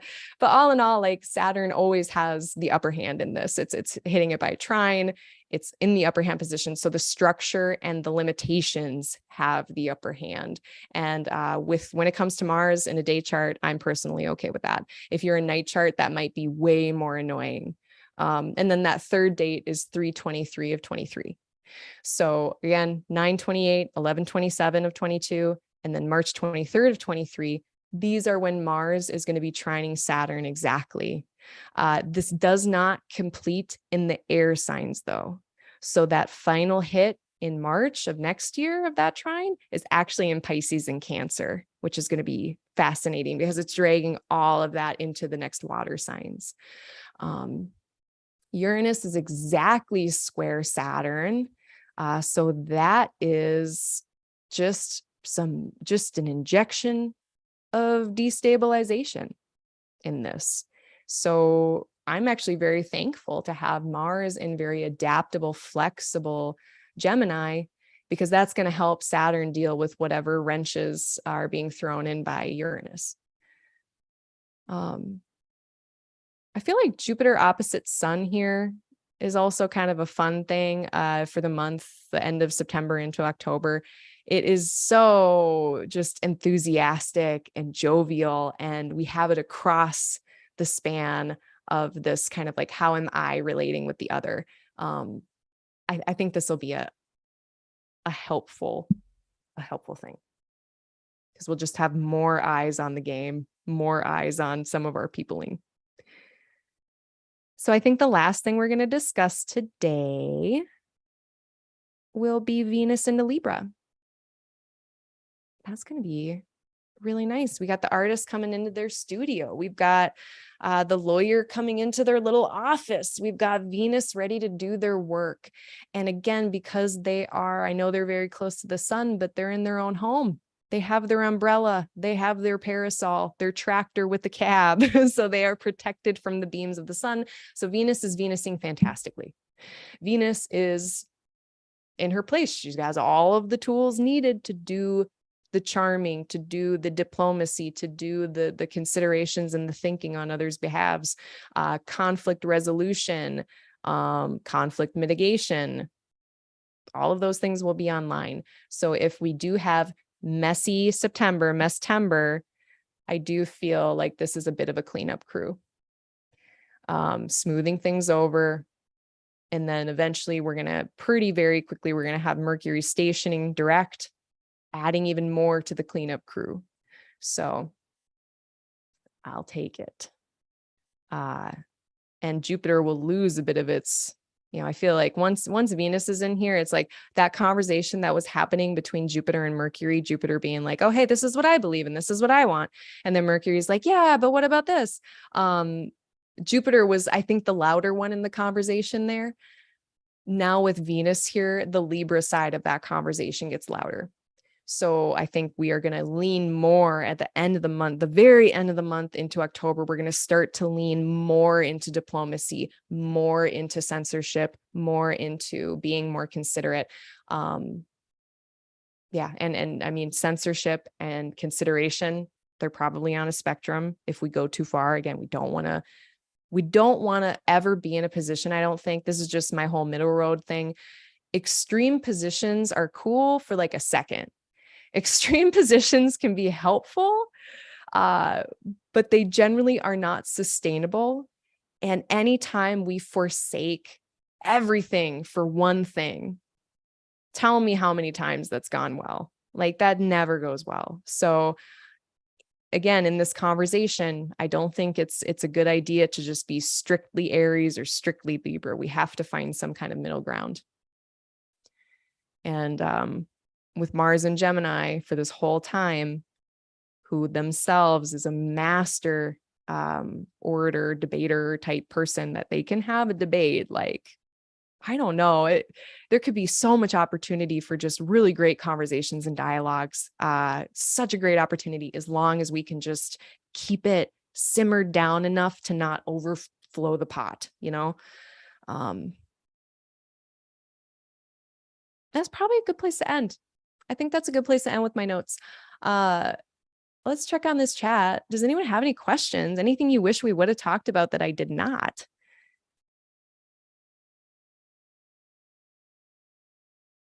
Yeah, so that person is talking about who had said they were moving. Yeah, there's always a financial aspect with moving for sure. And if you're a Virgo rising too, I don't know if you are, but for Virgo risings out there, with that Mercury retrograde happening, it's happening across your second house of Libra and going back into that first house of Virgo. That could spell maybe reconsiderations, rethinking the money stuff. Could have to do with the 10th house Gemini, career, life path things, might not. But if you're a Virgo rising and you are finding yourself traveling, doing any kind of accounting things this month in September, you especially just be really on the nose with measuring twice, cutting once. Yeah, measure twice, cut once.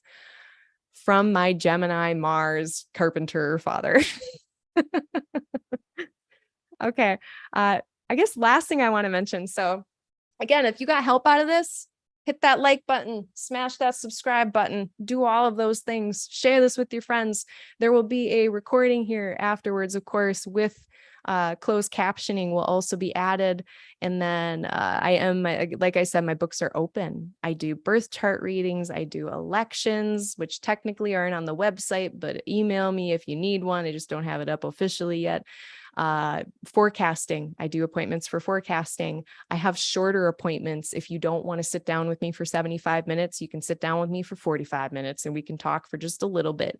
If you don't have a lot of money, and or if you are a person who is marginalized or who has been affected by oppression, please see my sliding scale information. I have a sliding scale where if you need to work with me in any regard, I don't want money to get in the way. And also I do want to give back to folks who are marginalized. If that's you, email me and we will coordinate the stuff analog via my email. So don't try to book online, just email me. I do tutoring, individual tutoring. I don't do mentoring like officially, but like, yeah, the tutoring, the mentoring, it's all kind of in there. What else? I think that's about it.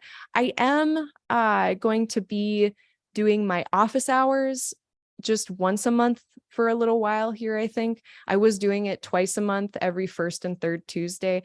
I'm going to actually just do every second Tuesday of the month now. So catch me at 7 p.m. Central Time on Instagram for my live hour. It's just a live hour where I'm just there. I'm there to answer questions. If you have astrology questions, and like if I don't know them, there's usually several people there and we can kind of crowdsource and figure it out together and find resources together.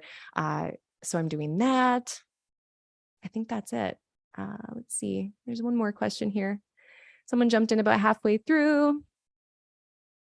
Yeah, there's a bunch of different spellings depending for Cazimi, depending on like what era and language it is in, because all of these concepts, they went through 3,000 years plus 7 or 8 languages translated. It is a philological mess. But it is. Oh, thank you so much. Someone said the reading they had with me was great. I'm going to repeat it because my marketing brain says I have to. Thank you. I'm really glad to hear that you liked your reading. And two, for anyone who is out there who does want a reading with me, just know that I record those readings. I know I talk a lot and it's like, rah, it's like, how are you going to remember it all? Well, we record it. And so then we don't have to memorize anything and we can review it and ask questions. And that's why I really love Zoom and I love doing readings over Zoom because it has that functionality. Okay, so the last thing I wanted to mention, now this is just, again, a news story that I found that really looks a lot like the Mercury-Jupiter opposition, because I was like, how is this going to come out in the world? And I just this morning, so I guess I'll go to today. We currently have Mercury at 3, Jupiter at 7 degrees. So they're past it. But I saw an article on Twitter, someone was talking about it. There's this journal named Nature in the science academic realms. And Nature it's been a really long established, very well respected science journal. And they recently basically said they're going to have an ethics committee that is going to vet like the science after it's or like if it should even be published at all. So just to back up, in academic and scientific publishing, we have something called peer review academic journals. And in this peer-reviewed system, if someone does a science experiment, they observe some data, they treat that data with statistics, and they come to a conclusion. There's people who work for journals, scientific journals like Nature, that review that and they say, okay, does this make sense? Does this study design make sense? Did they design this study so that there's no confusion or confounding variables that might confuse the results? And then once we actually get that data, we have to treat it with statistics. And then a peer reviewer says, does this statistical treatment make sense? Did we treat these numbers such that we didn't manipulate the data so that it's saying something that it's not really meant to be saying? And then finally, looking at the conclusion, based on the study design, the data we got, how that data was treated, does the conclusion make sense for that? Because like I have read more than one study where I will get to a completely different conclusion based on the data they gave me than the author gets. And that's possible because brains we're all, I might have been misunderstanding, they might have been misunderstanding, but the third possibility is a conflict of interest. In which case, yep, they're getting that data. Yep, they're treating it fine. And then at the end, they're stating their conclusion, saying some bullshit like, nope, that's not how it is. Humans, we're human. And even scientists, we are human and we have biases and conflicts of interest. The peer review process in academic literature, they're supposed to vet people based on conflict of interest and then state very explicitly what that conflict of interest is so that the reader can read the study, come to the conclusion and be like, is it because they work for Merck or is it just a coincidence? And then I can look and see, oh, they do work for Merck. Something like that, right? So there's this whole process that happens. Interestingly, like astrology as a field is really, it's been doing it for decades, but more and more and more is getting into these scientific exploration modes. We're going to use the scientific method as a tool to look at astrology when we have been using it as a tool to look at everything that's not metaphysical. I digress. What the hell does this have to do with Jupiter and Mercury? So now that we know how the peer review process works, I can talk about the actual news story. So Nature said, let's get an ethics panel, not just to make sure to protect the humans in the studies. Like, of course, there's always been ethics panels to be like, hey, if you got humans in your scientific study, we got to make sure you're not exploiting them, abusing them, harming them, all these things, right? We have to have that. But now there's an ethics committee to say, hey, once we get this science, what's the consequence of when we release it? Once we get this scientific conclusion and this data that says this thing we think it says, if I release that out into the wild, what are the consequences? So especially with all the medical misinformation that comes out, just misinformation in general, now we're getting much more into Libran themes of ethics and people groups. And if you're a scientist and your field of study is differences between populations of humans, whether biologically, socially, anthropologically, that is a slippery slope with racism, sexism, classism written all over it. And we've seen it. It's real. This is not made up. These things have already happened. We've already had plenty of instances in history where scientists will do some studies, get some numbers and be like, oh, this group of people is clearly inferior or superior to this group of people based on these findings that I allegedly got and believe this about. So we know it's true. We know it can happen. This ethics committee is basically set up to try to prevent that, to try to say, okay, I know that you got this very interesting information, But then with information comes responsibility, and with information comes consequences. So there are some people that are very, very upset about this board of ethics coming in. The fear, which is also reasonable, and now this is more the Aries Jupiter side, is saying, yeah, but what if someone on that ethics committee has a conflict of bias?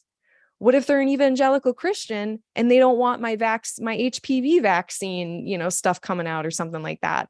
Not to say that everyone who's an evangelical Christian is an anti-vaxxer. I'm not saying that at all, but your brain can put that together. Like, who is on the ethics committee? What are their conflicts of biases? Because then what's happening is they're saying, oh, this piece of research, we're not publishing it.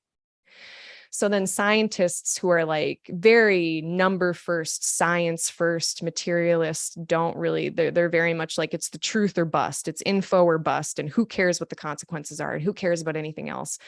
You're just censoring me.